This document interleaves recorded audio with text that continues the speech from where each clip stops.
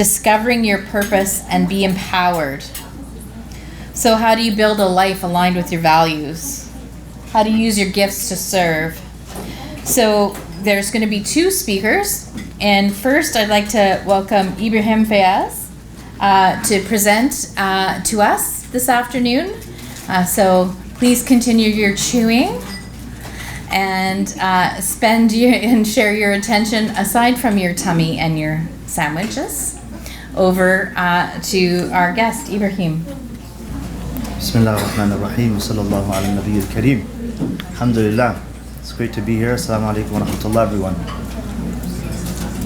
Hope everyone's doing good and we could digest our ways through finding some purpose and meaning, inshallah. So I'd like to start off with the tradition of Man lam yashkurin nas lam yashkurillah. Prophet ﷺ said that whosoever hasn't showed appreciation to others hasn't appreciated God. So just to appreciate you all here, listeners, youth from across Canada, youth leaders, organizers, Auntie Shahina and her team. What a blessing to be here, what an honor. Alhamdulillah. So thank you to you all. It's blessings of regrouping really. Right? I think of it as وَتَوَاصَوْا بِالْحَقِّ وَتَوَاصَوْا بِالصَّبْرِ.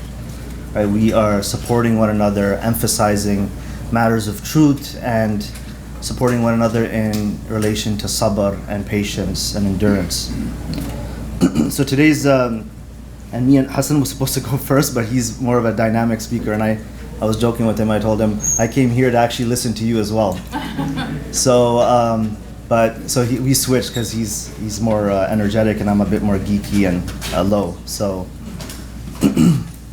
but khair, we will speak about niyyah to tamkeen, the inner path to purpose and power. Niyyah is not just a construct relating to sincerity or intention or something cognitive, but it's also how we orient our whole body, our soul towards something. We'll explain some Quranic concepts as well, like tamkeen. It's a journey. It's a personal journey of everyone to find something. It's not perfect. It's not, I have it all together. I have it figured out. We're still figuring it out. That's part of finding purpose and meaning, asking those deep questions. My background is very interdisciplinary, and there's not a lot of folks that way, to brag a bit. My background is in theology and traditional madaris system. So I have the role of an imam as well in the masjid. I also have a background in child and family studies, in social welfare, and in counseling psychology as a graduate level clinician. So I practice within the community as well as a clinician. My research interests are in really Muslim mental health, psychology of religion and spirituality, and how religion can be manifested in ways that both promotes health and well-being and also the opposite. So my goal is to offer a blend of psychological insight, social research, and spiritual guidance from our deen today, inshallah. So,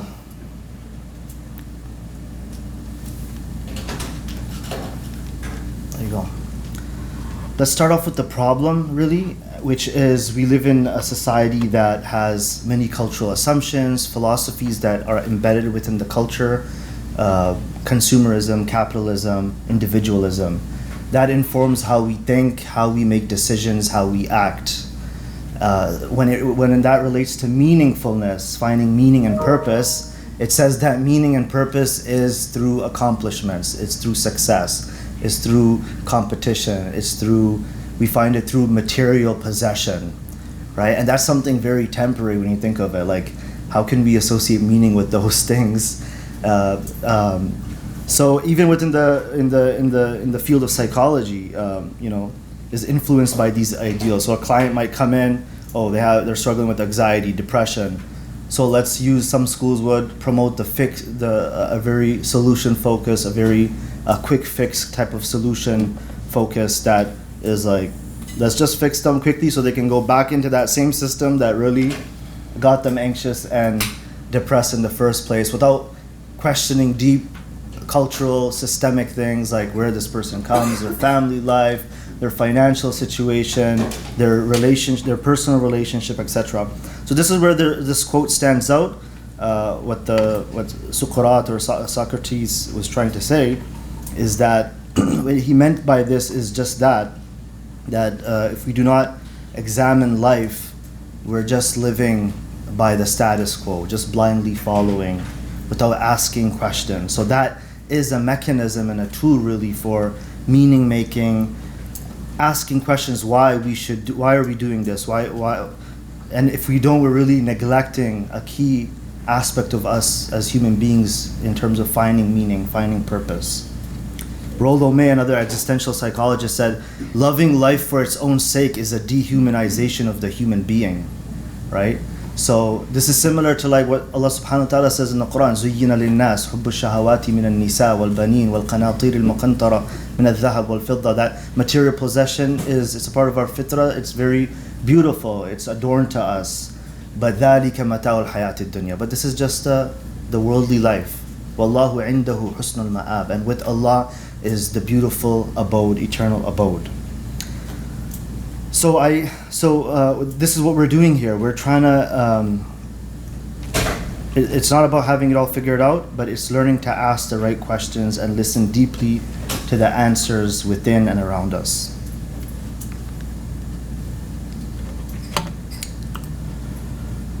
So, within the social sciences world, they always like to do something called operationalization, which is a process of defining abstract concepts so we can measure them or observe them, right? Not like sugar, like one's sugar or blood pressure, that can be easily quantified, measured. But things like happiness, things like meaning or purpose, how do we quantify that? How do we measure that? That's not easy to do. So that process does that. So when we talk about living with purpose, social scientists and researchers describe it having 4 parts. Feeling that your life matters, feeling that there's a sense of direction, there's a direction, you're headed somewhere, that it makes sense, so coherence refers to clarity. There's integration. Clarity is also explained as there's an alignment with one's values and action. Right? And this is where youth identity issues come about. And lastly, that you belong, right? And belong is not just about a social group that we feel like we have a group or a bunch of friends, but it's about feeling that you have a place in the world, feeling that I have a home and I can be here. You're at home in yourself, and that life fits into something bigger. It's like the African tradition which says of Ubuntu, which says something, I am because you are. So it reflects on how interconnected we are. So meaning and purpose is not just an individual thing, like it kind of comes out from within only or from the self, but it's created within the environment. And a crisis of meaning in this sense would be defined as a judgment on one's life as frustrated, as empty, as pointless, and lacking meaning. So I'd like you to look at that maps the meaning and purpose scale and look at those 5 items and just rate yourself from 1 to 5. Like how do I feel? Am I involved? Like how 5 meaning this really, I am living this sentence in my life. 1 not so. So my life is meaningful. 2, I have found my way, direction. 3, my life makes sense to me. 4, I feel connected to this world. Rate yourself from 1 to 5, make a note of it, a mental note. And 5, my existence enriches the life of others. Okay?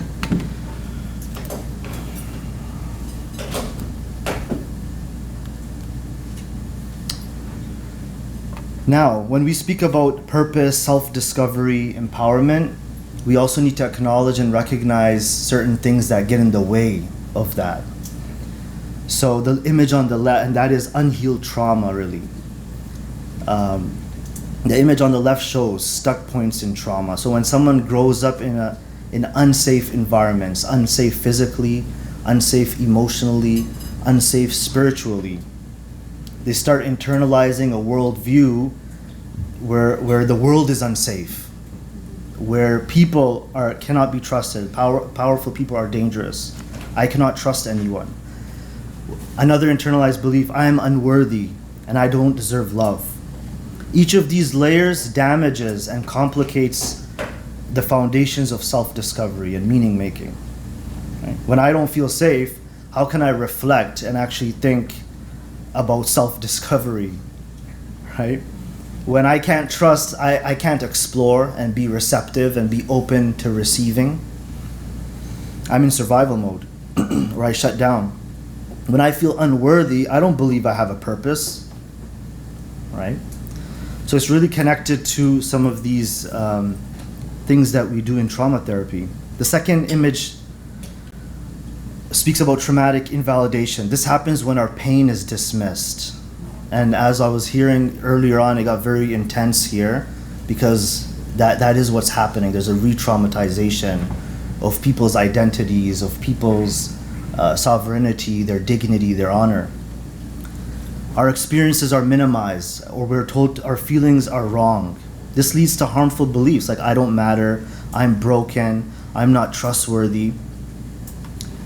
So what happens, these are like barriers. These are these beliefs, these internalized beliefs, they cloud the mirror of the self. They don't allow the self to explore and grow and develop. And that is why I've made a point here that healing and development and growth is actually part of meaning making.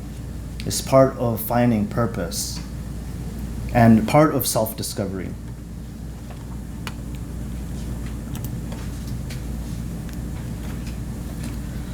And we can't talk about trauma without talking about and recognizing generational trauma. Something that many of us quietly carry. So on one side, the visual there, it describes the generational trauma cycle. Our grandparents endured war, colonization, poverty, displacement. And in the therapy room, these are very big secrets. People don't talk about these things. I usually ask people, what's your immigration story? That reveals a lot about their story intergenerationally, what they went through. Our parents carried forward that pain while navigating immigration, racism, emotional survival, and silence. And now we, the third generation, and I'm speaking as a 90s baby, but most of us, like some of us here who've come, Ihsan and them, not to stereotype you and your age, but these are, I've worked with that generation as well. There's different generations, and there's younger ones who have so much more resources. They're raised in high schools where like 80% of the population is Muslim, mashallah, in Toronto. So they're lucky a bit more, but still struggle with some of these things. So we carry anxiety, burnout, perfectionism, and the struggle to feel enough in both our homes and in society. But take a look at the other image on the left. Break the cycle, change the narrative. This is what healing looks like. This is what finding purpose and meaning looks like. The hurt that was passed down, you're stupid, you're not good enough. It ends with someone choosing an alternative. And this is a powerful resistance. Within this, there is purpose, meaning, and power and empowerment that happens when one person says, this cycle ends with me. So I see it every day in the therapy room. And if we do have this inherited pain, it's a part of being human as well. But we are reminded also that وَلَا تَزِرُ وَازِرَةٌ وِزْرَ أُخْرَى, that no soul shall bear the burden of another. Even if you've inherited trauma, it's not your identity. It's not your responsibility to carry everyone's burden. It is your responsibility to choose to heal, to awaken yourself, to choose development, growth, and something better. And Allah subhanahu wa ta'ala says that, إِنَّ اللَّهَ لَا يُغَيِّرُ مَا بِقَوْمٍ حَتَّى يُغَيِّرُ مَا بِأَنفُسِهِمْ, that indeed Allah does not change the condition of a people until they change what is within themselves. Right, so this isn't just therapy. This is a part of tawbah. This is part of tajdeed, renewal. This is spiritual agency. This is how it connects with meaning and purpose. You're not just inheriting pain, but you're also inheriting resilience. That's purpose and that's power. All right, let's take a deep breath, everyone, together. This is the last slide on trauma, and then we're going to get into more fluffy things. So let's also talk about something known as emotional abuse. This slide lists what emotional abuse can look like.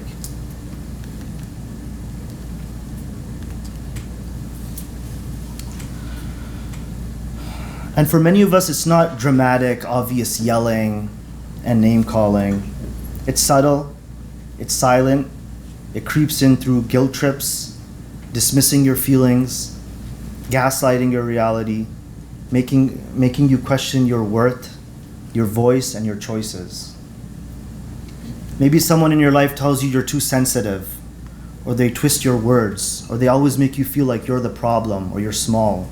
Maybe you were made to feel responsible for others people's happiness, like your job was to fix everything or to be a peacemaker or to please everyone around you. What this does over time, it creates patterns not just of hurt, but of being muted. Your sense of self is muted. You become secondary, and people get into patterns of diminishing themselves, neglecting their own needs, forgetting about themselves and worrying about others more. And it builds a wall between you and your voice. And when that happens, it becomes impossible to access your sense of purpose and self and meaning. Because purpose requires clarity, it requires trusting yourself, it requires the freedom to choose as well and to have a sense of agency. And the quote on the right just says that, while I was trained for not letting anyone down, the only person I have ever let down was myself. And that hits deep. Many of us were raised in environments, sometimes even loving ones, that taught us to be everything for everyone. Be the perfect daughter, be the perfect older, strong sibling, never say no, you're the peacemaker, you're the good Muslim, you're the achiever. But here's the cost. When you live only to meet the expectations of others, you start abandoning yourself. And I meet a lot of people like that. I usually give them the example in the Quran where Allah subhanahu wa ta'ala says to the Prophet alayhi salam, وَلَا تَجْعَلْ يَدَكَ مَغْلُولَةً إِلَىٰ عُنُقِكَ وَلَا تَبْسُطْهَا كُلَّ الْبَسْطِ فَتَقْعُدَ مَلُومًا مَحْسُورًا. This verse is most commonly interpreted in the context of financial generosity, urging some type of middle ground between being miserly, so do not lock your hands like this in miserliness, or do not keep it open in excessive spending and giving away everything. But there's a metaphorical wisdom in that too, including emotional boundaries.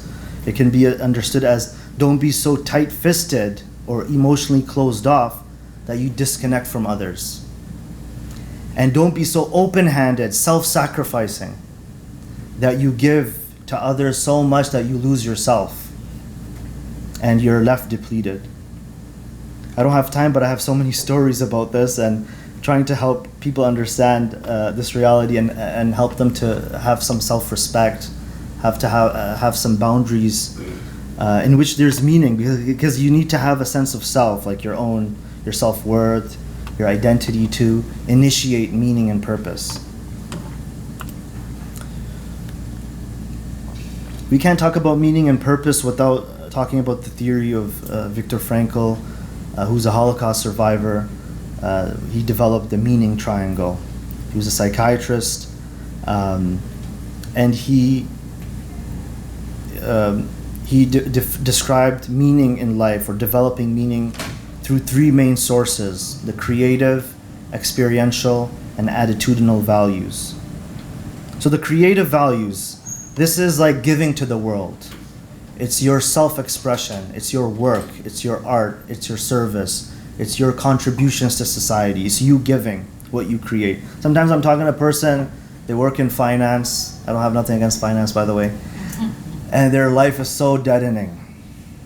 And then I just hear something like, I'm a content creator, or I do this hobby, and their life, their face lights up. That's creative values right there. This is part of our mirroring needs. This is doing self, your action in the world. Empowerment starts when we realize that our choices and actions matter. Okay? And then experiential values are moments where you receive from the world. These are meaningful, full of the beauty you experience in nature, in relationships, the joy and awe in the creation of Allah, or the moments that you encounter in life. These are receiving that meaning. Okay? And sometimes we need to be open to that too. We're only giving, but we don't receive and sit back. We're not okay with being in the I need help seat, or I need to be cared for, or I need to be loved for. This is some of that, okay? The experiential values. And lastly, this is his main contribution, really, the attitudinal values, which he speaks about. This is your response to what you cannot change. When things fall apart, when life tests you, how do you respond? So Frankl said that even in suffering, no one can take away your freedom to choose your attitude and how you respond to that. So why does this matter when it comes to discovering your purpose? Because purpose is not just a big goal or a job or some kind of outcome. And this is, again, that consumeristic culture. You know, I'm going to finish my degree, I'm going to get a job, I'm going to climb up the corporate ladder. But here it's about live life meaningfully across these three dimensions, by creating, by receiving, and by choosing your stance in life. Here is just some other, this is based on the So Me tool or scale, Sources of Meaning and Meaning in Life questionnaire. This image breaks down how in different ways people derive meaning and purpose in life. And what's powerful about this is that it shows how diverse our sources of meaning can be. Right? So the vertical self-transcendence, it speaks about meaning and purpose through spirituality, through religion, through connecting with something larger than ourselves. The horizontal self-transcendence refers to meaning found in relationships, in nature, in social connection, in family, in friendship, in community. Self-actualization refers to meaning found through growth, through embracing challenges, creativity, knowledge, power, and it helps in ways that help you grow and develop. Order is about meaning in tradition, in morality and discipline. Discipline and order also provides meaning to people. It provides groundedness and a sense of rootedness.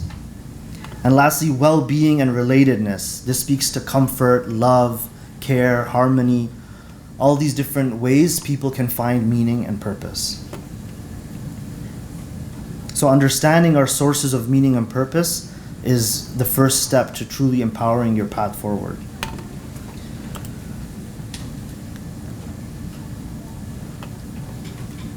This is where I get into some Islamic psychology. So I'm very much into thinking, because we're fed with language, right? These words, empowerment, or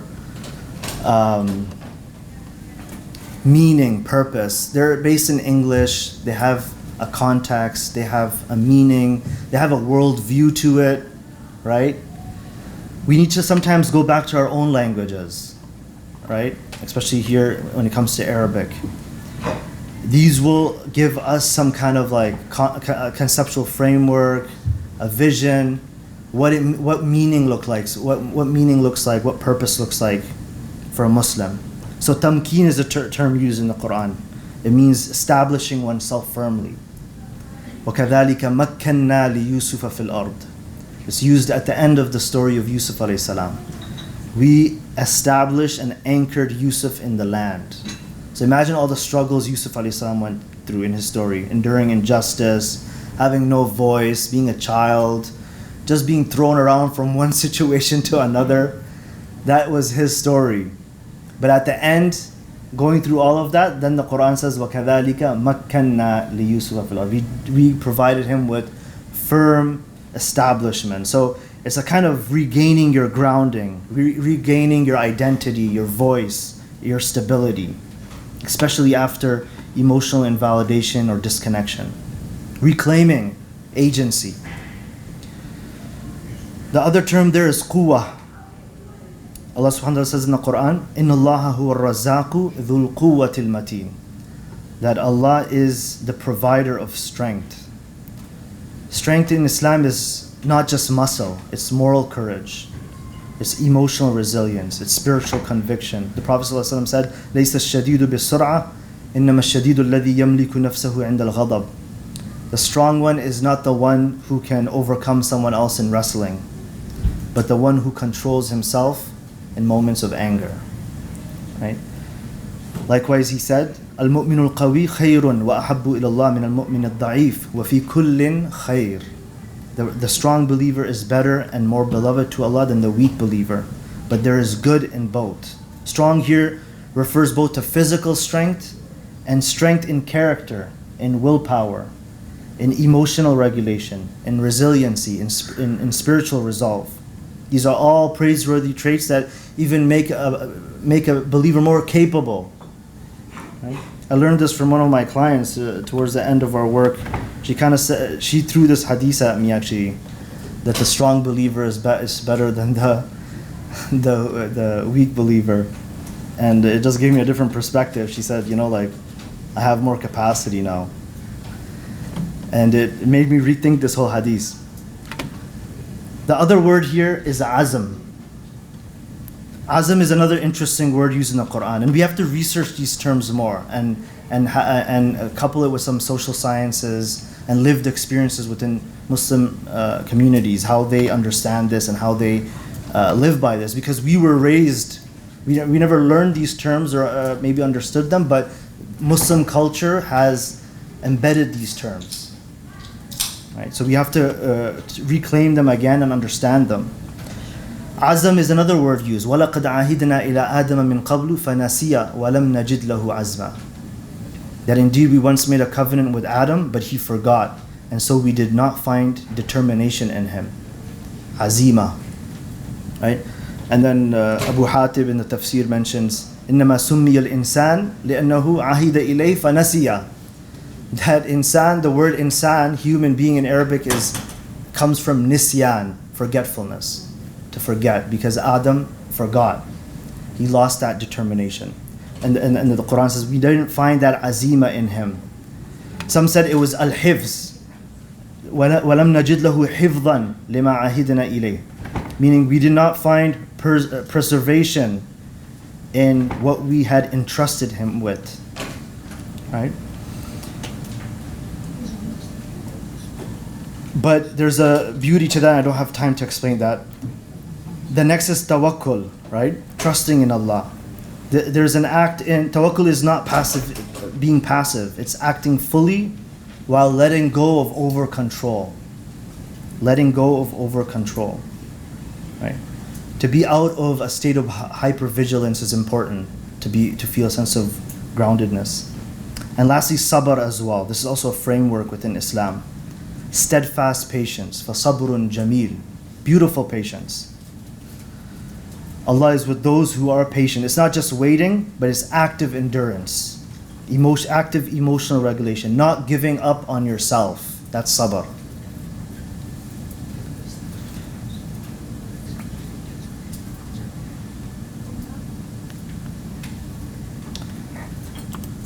So those were some words for empowerment that can be found in the Quran and the Hadith.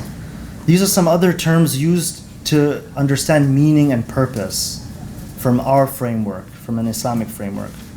Stewardship, khilafah, and ra'i, to be a shepherd. This gives us a sense of what are we entrusted with. Inni ja'ilun fil ardi khalifa. Indeed, I will place a steward on earth.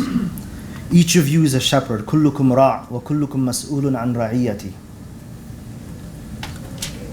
And each of you is responsible for his flock. This provides meaning and purpose for a Muslim. It's a role. What has Allah entrusted me with? That's what we have to ask. What has Allah entrusted me with? SubhanAllah, sometimes when I'm thinking of this and when I'm working with suicidal people, people who are struggling with suicide, they kind of, and when I ask them the questions, like, what doesn't make you do what you want to do? And they say something like, I got a pet at home. I got to go back to my pet. Like I'm entrusted with the care of that pet. Right? So it's so powerful. a sense of ri'aya, a sense of khilafa, to be a steward. Secondly is ubudiyah, submission to God's will. وَمَا خَلَقْتُ الْجِنَّ وَالْإِنسَ إِلَّا لِيَعْبُدُونَ. That we have not created jinn and humans except to worship me. Their worship is not just about ritual, it's about your entire life as a servant. Servitude to God. So ask yourself, what does living in servanthood to Allah look like? Likewise, tawakkul here, it teaches about being okay with vulnerability but also still letting go. Where in my life do I need to let go of fear or other vulnerability and trust Allah? Likewise, taqwa. Taqwa is an internal compass. God, mindfulness, consciousness. It makes you aware of your ethical boundaries and helps you stay true to your values. Right? Like when someone the other day reminded me of an app called No But Thank You, right? And it has all these organizations that support genocide, right? So that's taqwa right there, that internal compass that gives meaning and purpose to someone. Likewise, ikhlas is to purify your motivation, purify why your goals and what you're doing and why you're doing it. And lastly is niyyah. إِنَّمَا الْأَعْمَالُ بِالنِّيَّاتِ. You're intentional. When you're intentional, your life gains more meaning. I was going to explain this verse, أَفَحَسِبْتُمْ أَنَّمَا خَلَقْنَاكُمْ عَبَثًا وَأَنَّكُمْ إِلَيْنَا لَا تُرْجَعُونَ, which means, did you think that we have created you without purpose and that you would never return to us? And that the second part of the verse really explains that another type of motivation for a Muslim, and that is the next life. Right? We're preparing for that everlasting life, and that itself is a hint there that we have purpose and we need to be prepared and get ready to connect to our return to Allah subhanahu wa ta'ala. Lastly, I'd just like to do this closing exercise and just make you think and take something away from this workshop. Usually I do an obituary exercise with some of my clients, or there's some other willingness kind of mindfulness techniques to promote purpose and values. But these are some questions here, and you can write them down as I ask them away. This is we believe on the day of Qiyamah, اقرأ كتابك كفى بنفسك اليوم عليك حسيبا. We'll be given inshallah, our book of deeds in our right hand. So I'd like you to imagine on that day you got your book of deeds on your right hand. Oh my bad. And I'd like you to reflect on these questions. Like, what would you like to be written in your book of deeds? Who did I uplift and serve? If you can answer that. And just make one sentence. Write one sentence. You can say something, I tried to be a source of comfort and encouragement for young Muslim girls in my community who felt unseen and unheard. What values shaped me? Someone can write, I strive to live with humility, sincerity, compassion. How did I worship and grow spiritually? Third question, I'd like you to write one sentence. How you would like to see it represented in your book of deeds. Fourth is, what do I hope Allah sees in my book? How did I navigate pain, trials, and setbacks? And what legacy do I hope to leave behind? And you can take a picture of that so that you can reflect on that in the day or two, and inshallah, you can give me feedback. Jazakumullah khair for your time. It's an honor to be here, inshallah.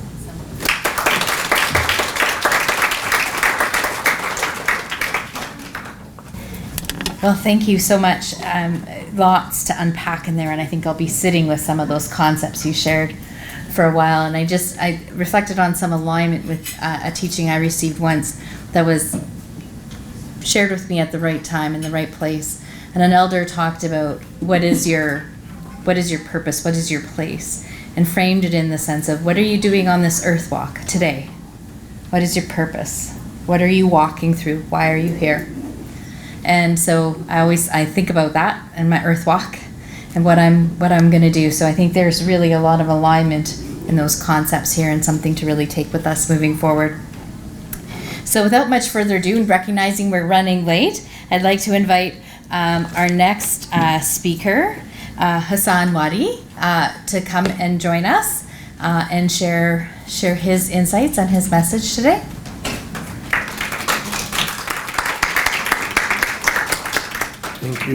Thank you. All right, Assalamu alaikum. MashaAllah. Youth Conference. I'm so happy to be here all the way. Well, all the way from a few different countries. I came from Lebanon. I was just in Lebanon, packaging aid for Gaza. Alhamdulillah, we got approval. We're going to talk about it later today in the dinner. Approval to enter the aid. May Allah help the people of Gaza. Say Ameen. But before that, I was in Germany, Denmark, Norway, Austria, Spain, Malaysia, and then Lebanon, and then here, subhanAllah. I haven't been home in a month and a half. All of that had to do with charity work. We'll talk about that in a bit.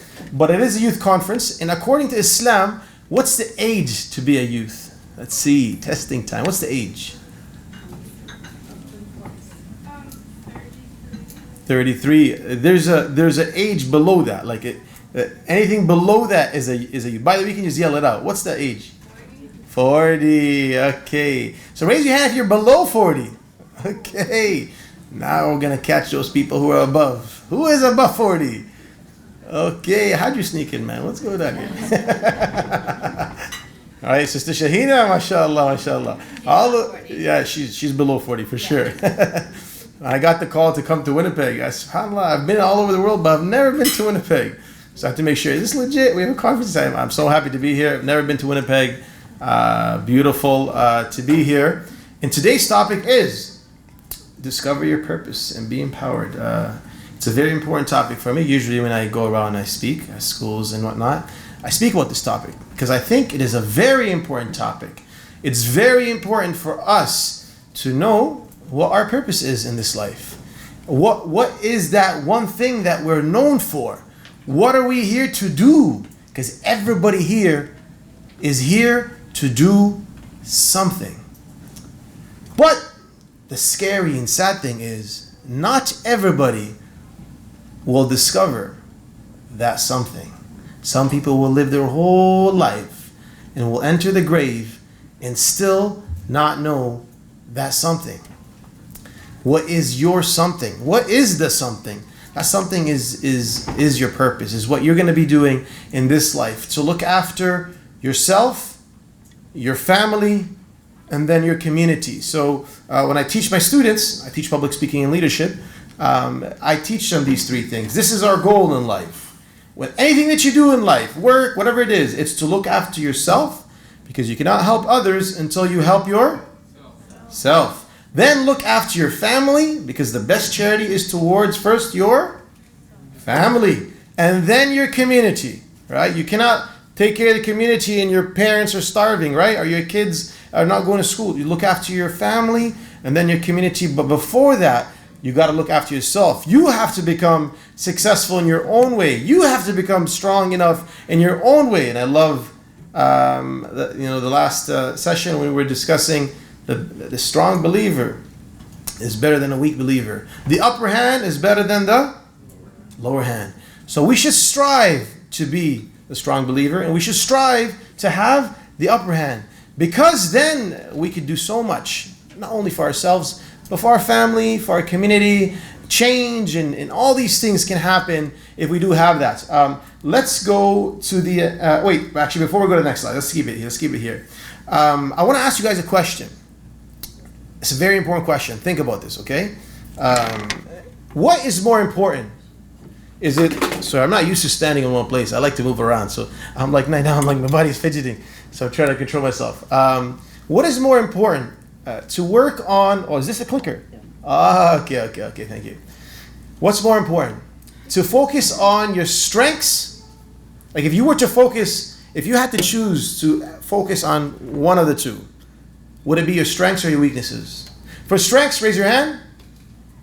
For your weaknesses, raise your hand. Okay.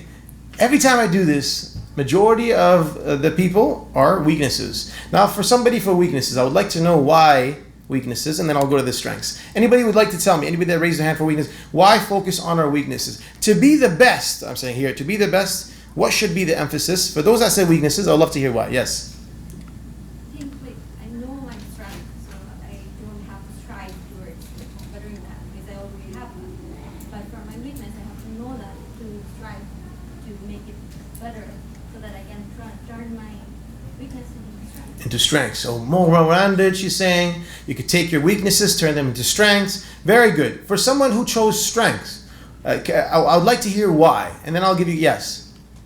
Prophet Sallallahu when Ummah was migrating, he would partner up people that were specialized in something, and so he would specialize them in certain areas. So some Sahaba were specialized in finance, and some Sahaba were specialized in trades, and so he would put them together to grow that field and to make it better. SubhanAllah. Takbir.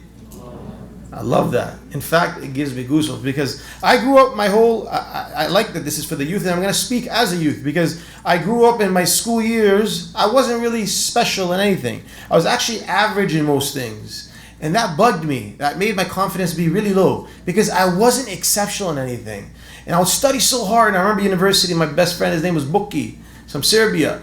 And I would be studying all night. And the guy, I'd be calling him. I said, Buki, are you studying? He said, nah, bro, I'm in the clubs, man. He's in the club partying. I hear the music. And I said, but we got an exam tomorrow. He said, don't worry, it's going to be okay, man. He's partying. And I said, okay, man, no problem. And I'm studying. And then we do the exam, and who gets the better mark? He does. I said, what kind of nonsense is this? So then that makes me feel even more dumb. Why? Why can't I be as good as Buki? But I just realized I'm not Buki. And maybe studying is not my strength. But that's his strength. And that's okay. That's okay. He became a physiotherapist after I did my own thing. But I didn't know that was okay. And I kept growing up judging myself based on our weaknesses. And I have a lot of weaknesses. I'm really bad at most things. Right? But it's okay.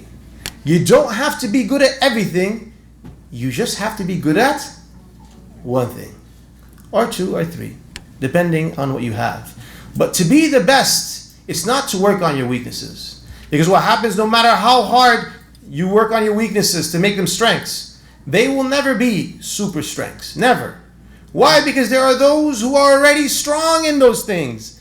So you're catching up. So what you do is you actually have to find what you're good at and focus on that while still developing your weaknesses.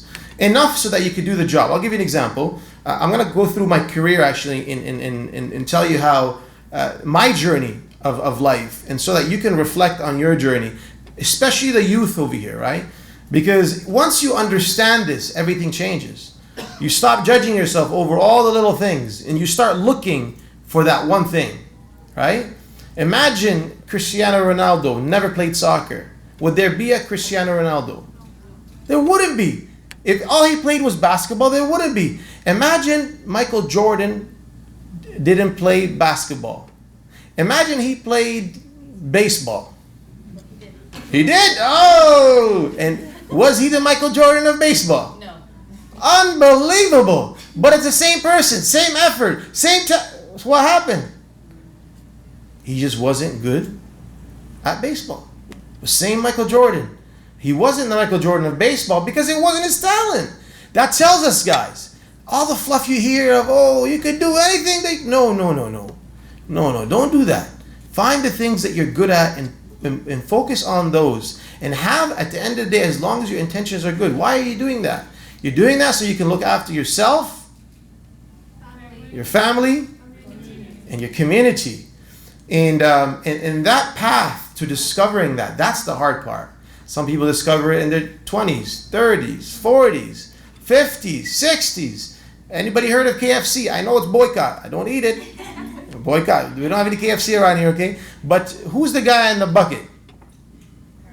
Colonel Sanders. When did he discover the famous KFC chicken? 72. In his 60s. Maybe 70, but I think 60s. 60 years old, he created KFC, right? There is no year, there's no age to discovering what it is that you are meant to do. I think Walmart was in his 40s. Costco was in their 40s. The people that created Walmart and Costco. So there is no age, but there is your pursuit to discovering what that is. And that takes time. And if you don't go out there and try to discover, and you do the same thing over and over and over, you're going to have the same results over and over and over. And the unfortunate thing is most people will live their life and not actually know what they're really, really good at. So my first thing, I'll take you back in time. This picture was very old. Now this is the test. Which one of these three guys was Hassan Wadi? Which one? The one on the left, the one in the middle, or the one on the right? Right. Are you sure? Yeah. It's not the guy in the middle? No. Not the guy on the left? Okay, yeah, it was the guy on the right. Yes, that's Hassan Wadi at 16 years old. I was just a McDonald's. I know we're boycotting McDonald's, guys. That was 20 years ago. Relax. Relax. This was 25 years ago. There was no boycott back then, okay? And honestly, it was one of the best jobs I've ever had. And if I didn't have that job, I wouldn't be who I am today. Why? Because I learned to work hard. I learned to clean toilets, mop floors. As a manager, getting paid $11 an hour. There was nothing that you didn't do. You manage a whole store. McDonald's is one of the only places that allows teenagers to become managers. Other places you got to be an adult. Here you can manage a whole store of 15 employees as a kid. That was amazing. They empowered the youth. And over here it was just my first day on the job actually. The guy in the middle, I forgot his name, but he was my trainer. And the guy on the left, he's still a friend of mine. We play Xbox together. So he's still around, but he doesn't work for McDonald's anymore. But that's where I started. I didn't know what I was good at. I was just flipping burgers, making some money. And then I discovered my first ever talent at the age of 21. I discovered it at 18 actually, when I took a weight training class in high school. So again, the lesson here is you discover things when you try things. I took a weight training class. I was really skinny, as you see in the picture before. And then I slowly built my body. I know I look very different now, guys, but after all the biryani you eat, subhanAllah, you know, I just come from Pakistan, I have lots of biryani, and all the travel and the hotel, and subhanAllah, Sister Shahina, all the sandwiches in the back, it adds up. But I was in fitness. That's when I discovered my first talent was fitness. And I learned that at grade 12. I was going to go into business because every Arab goes into business. So I said, okay, I'll go. I'll just follow these guys. And then I realized I'm good at this. So I went into fitness, became a trainer. I became the top 10 trainers in Canada. I was on TV. I was on stages, as you see, with thousands of people. I was one of the best, and I loved it. And then in my pursuit of fitness, I became a manager. And when I became a manager, I said, okay, this is different than fitness. You got to speak. You got to lead. You got to be in meetings. You got to deal with this person, that person. And I wasn't great at presentations at the time, so I signed up for Toastmasters. Toastmasters, anybody heard of Toastmasters before? Beautiful organization. If you haven't signed up, sign up. I signed up so I can become better at becoming a manager. And it's a public speaking organization. So you join once a week, you do presentations and you do competitions. And I did a lot of those. But initially, it took me 1 year to do my presentation in Toastmasters. When I did it, I realized something. I said, aha, I just found my second talent, second strength, which is public speaking, right? And then from public speaking, when I became really good at it, I started speaking at events, conferences. I discovered my second talent. Again, how did I discover public speaking? I took a training to be better. How did I discover fitness? I took a class. But it happened through experience. So what is it that you're waiting to discover? And what experience do you have to take to discover that? That's the question you should be asking. When opportunities come your way, are you saying no? Or are you saying yes? Every no could be an opportunity that could change your life forever. Because that's when I discovered everything was through opportunities. I opened up an academy when I learned, I was good at public speaking. I started training people how to speak because I said, okay, this helped me. It's a strength of mine. How can I actually turn it into something? Again, looking after your community, right? So either my students is outdoor during COVID. We couldn't be inside. So we took it outside. Again, outside, a lot of the certificates there. These are my students. They raised about $25,000. They built about 25 water wells to date around the world. And at the time, when I was public speaking, This was Bushra, one of my favorite students. You'll find a video of her online. She's so cute. The first day of class, she had the notes and she was crying. She didn't want to present. And, no, I don't want to do it. I said, Bushra, you got to do it. I was standing behind her. And then she spoke on the stage in front of 500 people, in front of so many people, without notes, without the script. SubhanAllah, I was so proud of her. But the second picture is the event. I was in an event with Doug Ford. Anybody know Doug Ford, Premier Doug Ford? So I was emceeing an event for him. And somebody in the crowd worked for Human Concern International, HCI, Canada's first and oldest Muslim charity. And at that event, that person in the crowd came up and offered me a job at HCI. I told him, listen, man, I'm booked up. I got my fitness job. I got my speaking job. I got no space. He said, please just come part-time, do a little bit part-time. I said, I'll volunteer. He said, no, just work with us for a little bit. And they hired me to do speaking and fundraising and stuff. And I joined as a part-time. And then that slowly grew and became a full-time. But guys, I discovered charity work through what? Through the event that I was speaking at. If I wasn't there, I would have never met that person that offered me the job. And if that didn't happen, this all wouldn't happen. As of today, I say 7 years into the charity work, I think raised about more than $100 million so far for countries around the world. As you said, I came from so many different countries. This is in Turkey during the earthquake. These are kids that were sleeping in the mosque. We slept in the mosque during that time. This is in Jordan. This is a family that we evacuated from Gaza. SubhanAllah, all these kids, they had different conditions that you cannot see. This is Jordan. She didn't want to walk. She was tired. So I said, okay, I'll lift you with the box. And then Bangladesh on the right, we had a medical camp for people in need. All that wouldn't have happened if I just sat home and did nothing. If I didn't take that opportunity, all these three things, fitness, speaking, and charity work, wouldn't have been discovered. So the question that I have, guys, for you is, the reason why I share with you my story is because the best way to learn is through stories. What does the Quran consist of? What do we learn? How do we learn from the Quran? Stories. It's all about stories. In fact, even when you're selling something, it's all about stories. Facts tell, stories sell. I teach interviews, right? People go on interviews to get a job. I always tell the person who was being interviewed, I said, you want to be remembered? He said, yes. There's going to be 10 people that are going to be interviewed. How are you going to be remembered amongst the 10 people? You have to be a storyteller, because a fact tied to a story is 30 times more memorable than a fact alone. So a lot of people go up and they give all the facts and stats and, oh, this and this. What is great leadership? A great leader is someone who does this and someone who does that. And these are all stats and facts. Nobody cares. They will sleep, right? But if you share a story of a time where you saw great leadership, right, and then gave the facts, people will listen, right?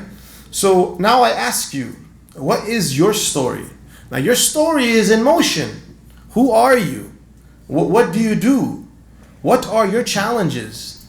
What do you want to accomplish, right? What are your goals, short term and long term? These are all very important questions to know about yourself. What are your weaknesses and what are your strengths? You cannot succeed in this life if you do not know these things, right? You must know these things. If you don't know these things, it's like driving without having a destination, right? Especially your strengths and weaknesses. Why? Because now you learn something new today. You learn that you should pursue your strengths, right? You should find what you're good at and pursue that. And that's what's going to make you exceptional. And that strength might lead you to another strength, which might lead you to another strength. Just like in my story, right? We started with fitness, and then I went into management. That led me to speaking. Then I went to speaking. It led me to charity. But everything that I learned about myself through purpose, what my purpose was through experience. You cannot, the one thing is for sure, you cannot become the best version of yourself if you're not out there doing something. Because nothing creates nothing. Something creates something. So you have to do something. And for us, sometimes we don't want to do something, right? We get lazy, we're tired, we don't want to put our hand up, we don't want to volunteer for things. You know how I discovered my academy? I've taught about 5,000 students now. They've all graduated. Some of them are in leadership positions. They've traveled with me. They've done a lot of good stuff. How I discovered it, I had this event. SubhanAllah, it was an emceeing event for a graduation, Islamic school graduation. I really didn't want to do it. It was 8 hours, and I was doing it for the sake of Allah. No money, no honey, no nothing. No money, no honey. You're walking out with nothing, SubhanAllah. But, for the sake of Allah. But I said, man, I could do it for the sake of Allah some other time, This is the summertime. In Canada, you only get 2 months of summer. You don't want to get stuck 8 hours on 2 months of summer. It was my niece's birthday. My friends were having a barbecue. I really didn't want to do this, but I gave my word. So I said, you know what? I'll make it. I'll show up. So I was there for 8 hours. 8 hours is a long time. It's this whole conference pretty much. SubhanAllah. Yeah. So I was on stage for 8 hours. And it was a good time. The crowd was laughing. They were rolling. Everybody was good. At the end, one auntie came up and she said, look, usually my son graduates, he gets a certificate, and we leave. I don't wait to the end. That's it. That's all I get. But I stayed the whole time this time because it was so entertaining. She said, you know what you should do? You should teach our kids how to do the same thing, how to teach, how to speak. I said, auntie, this is brilliant. You are smart. This is a very good idea. And so, subhanAllah, because of the auntie's idea, that's when I opened up Youth Speaker Academy. And now we have 5,000 students that graduate masajid in schools, and we're doing it all over Canada and all around the world. And subhanAllah, that auntie actually was the one that helped me start it all in Mississauga. She did the certificates for me. She did the venue. She did all that stuff I needed. She became like my right hand almost, subhanAllah, when I started. But if I didn't do that event because of the barbecue, because of the birthday, because of the summertime, I would have never gotten the idea from that auntie. That academy would have never started. The 5,000 students would have never happened. The $25,000 that was raised for water wells would have never been done. Can you imagine how scary that is, guys? That is so scary. You should be getting goosebumps now at thinking of what opportunity am I letting go of that could be the opportunity that will change my life forever. So what I want you to do is now I want you to really look at every opportunity as a life-changing opportunity. Every decision that you're making is a decision that could change your life forever. Because for me, it was the smallest things. The smallest things that changed the path of my life. I would have never really thought that emceeing at a graduation would do anything for me, and it was free. But so much came out of a free event. I didn't get the money. I didn't get, but I got an idea. Sometimes it's an idea. Sometimes it's a connection. Sometimes it's money. Sometimes it's a reward from Allah, and sometimes it's all the above. But the gist of it is, for all the youth here and non-youth, because there's really no age limit here, is that you gotta, the key to life is movement. Is movement. Even depression, I feel like those who don't move much are more likely to be depressed, by the way. I would say, like, if you're going through that phase of depression or anything where you feel you're not feeling as good, move. What I mean by that is get up and do something. Go for a walk, go to the masjid, volunteer, get a job. Where are we at with time? We're almost there? We're good? Time is good? Yeah, we're good. Okay. Good. Do something. Because when we as human beings need to do something to feel empowered. And that something will lead to something, which will lead to something, and will lead to something. And then and hopefully as you do all that, guys, what I want you to keep in mind, because right now what's happening in the world is also on us. We're not able, we have, subhanAllah, people of Gaza in a blockade, trapped. I'm from Gaza myself. And then later tonight in the dinner, I'll give you guys my story. I'm from Gaza myself, and the fact that none of us are able to do anything, and the world is controlled by individuals who have all the power, right? We don't have any power. Why? With the parents, I used to fight with the parents for the classes, because they said, my son must focus on school. He cannot get a job. And then these kids are also taught the idea that money is evil and that we should not pursue certain things because we're just going for the akhirah. The akhirah is the dunya, guys. The dunya is the means to your akhirah. And we as Muslims should strive to be The strongest. You know, by the way, the Sheikh and Dr. Tawfiq Chowdhury, and I'll end with this. He's a legendary. You guys look him up. He's a doctor, he's a sheikh, and he's a businessman. I love that combination, by the way, because sometimes feel like if we're religious, we got to be boring and poor. Why? What was the sheikh name? Sheikh Tawfiq Chowdhury, Dr. Tawfiq Chowdhury. You don't have to be poor to be religious, guys, and you don't have to be boring to be religious. No, you know, guys. Subhanallah. This one more thing I'm gonna add. I pray Fajr and Isha at the masjid. Okay, these are the two most important prayers in the masjid, because if you pray Fajr and Isha at the masjid in congregation, the Sheikh knows, he's nodding his head. You get the reward as if you've prayed the whole night. If you pray Fajr and Isha at the masjid. And I would pray Fajr every day at the masjid, and I would stay till sunrise and then pray 2 rak'at called Shuruq prayer. These 2 rak'ats, if you pray in congregation in Fajr and then stay until sunrise and then pray 2 rak'at for Shuruq, you get the reward now, aside from praying the whole night, you get the reward of Hajj and Umrah. It's called the Ishraq prayer. It's beautiful. And I used to be there, I would be there until about 9 a.m. in the masjid. And I saw the people in the masjid. They were all old uncles in their 70s. And I'm just like this guy sitting there. And I roll in with my sport car. And I'm sitting there until 9 a.m. So one of the uncles, Tabligh Jamaat, he was part of the Tabligh Jamaat, he came up to me.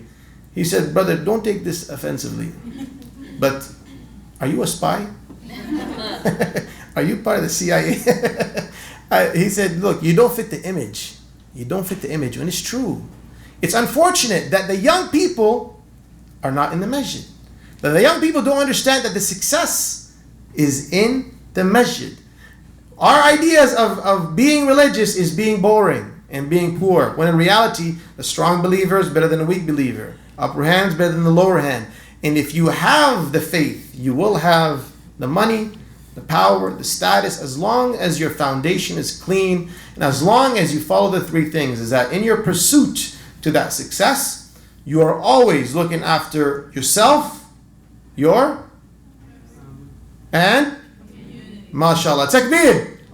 Now the last thing I want you, before I leave here, I want to leave you with is your opportunity to travel with us. Subhanallah, I just came from Lebanon. I was with a team of 12 volunteers. They packed the aid that's going to enter Gaza in a few weeks. It's huge. It's huge. I'm going to talk about it later today, but we've gotten approval, alhamdulillah, and at a time where the people in Gaza are starving to death. Starvation is slow. Once you get to the ending stage of starvation, people die at once. Now, if you would like to travel with us and deliver aid, because I'm going to take this opportunity as you are all in the right age to do that, and Sister Shaheen is going to get the reward, mashallah. You're going to send me a message, okay? That's my Instagram. You're going to send me a message, travel, okay? Travel. And I'm going to get back to you with a link. You're going to sign up for that link, and my team will reach out to you.